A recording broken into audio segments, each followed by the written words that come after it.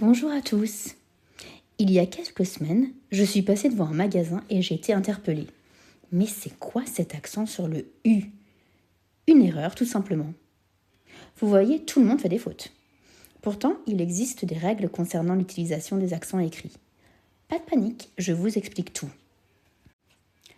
Tout d'abord, les accents s'utilisent uniquement sur les voyelles. Et même pas toutes. Il n'y a aucun accent possible sur le Y. Commençons par l'accent grave. Il existe sur le A et sur le U pour différencier deux mots. Par exemple, la fille, elle est là. Thé ou café? Le thé est où? Sur le E, il change la prononciation. La bouche est relâchée. On prononce eh. Comme dans le mot arrière. L'accent aigu. Il existe uniquement sur le E pour modifier la prononciation.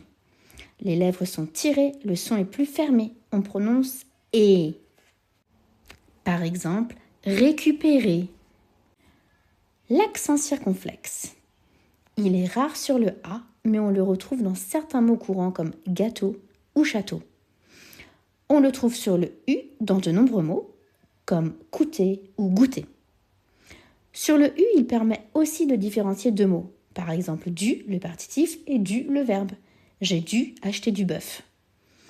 On le trouve aussi dans la combinaison de lettres I plus T, dans des mots comme boîte ou maîtresse. Sauf que depuis la réforme orthographique de 1990, on a le droit de le supprimer.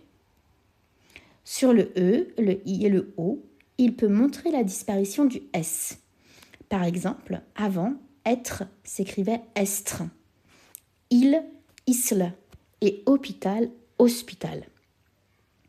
Sur le E, l'accent change la prononciation.